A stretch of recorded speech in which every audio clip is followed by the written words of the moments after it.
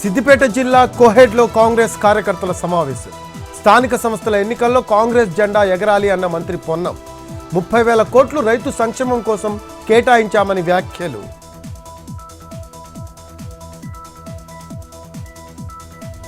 రేపు ఢిల్లీలో పర్యటించనున్న ప్రధాని. హస్తినలో పలు ప్రారంభోత్సవాలు చేయనున్న మోడీ. Ashok విహార్లోని Swabhiman apartment open. ఆర్థికంగా వెనుకబడిన వర్గాల కోసం 1675 ప్లాట్లను ప్రారంభించనున్న ప్రధాని.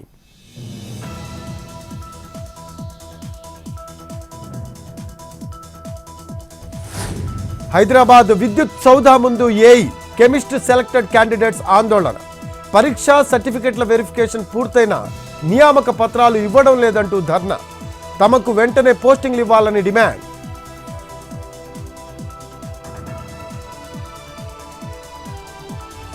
ఆసిఫాబాద్ జిల్లా కేంద్రంలో మెడిసిన్ విద్యార్థుల ఆందోళన.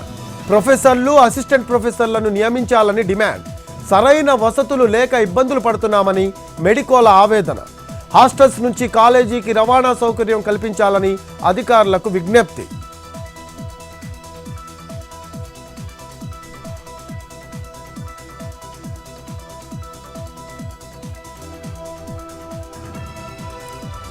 కాకినాడ రేషన్ బియ్యం అక్రమ రవాణా కేసులో సిట్ విచారణ వేగవంతం.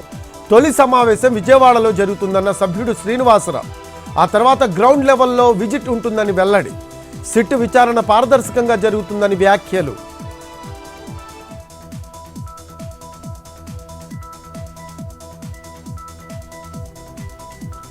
దేవుని సన్నిధిలో నిద్రించిన తల్లి వద్ద నుంచి పసికందు అపహరణ. రాజన్న సిరిసిల్ల జిల్లా వేములవాడలో ఘటన. కేసు నమోదు చేసి దర్యాప్తు చేస్తున్న పోలీసులు. తల్లి లాస్యకు మతిస్థిమితం లేదు అంటున్న స్థానికులు.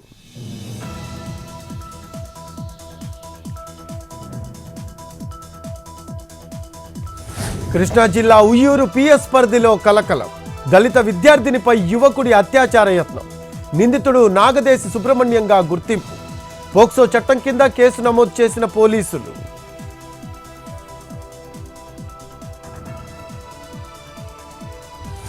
అల్లూరి జిల్లా చింతూరు ఏజెన్సీలో యథేచ్ఛగా గోవుల అక్రమ రవాణా. చింతూరు మండలం కొత్తపల్లి గ్రామం నుంచి విఆర్పురం వద్ద గోదావరి నది దాటించిన సుమారు 100 గోవులు జంగారెడ్డిగూడెం, రాజమండ్రి ప్రాంతాల్లోని కబేళాలకు తరలింపు.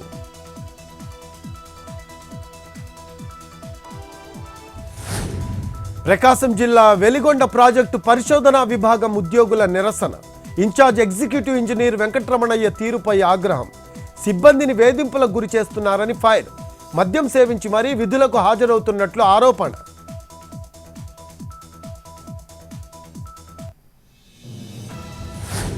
తిరుమలలో ఈ నెల 7న శ్రీవారి ఆలయంలో కోయిల్ ఆళ్వార్ తిరుమంజనం. అష్టదళ పాద పద్మారాధన సేవ, విఐపి బ్రేక్ దర్శనాలు రద్దు.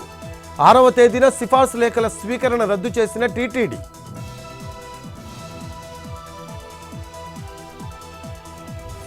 విజయవాడలో అతిపెద్ద పుస్తక పండగ. ఇందిరాగాంధీ మున్సిపల్ మైదానంలో స్టాళ్లు ఏర్పాట్లు. బుక్ ఫెస్టివల్కు తరలివచ్చిన 300 ప్రచురణ సంస్థలు.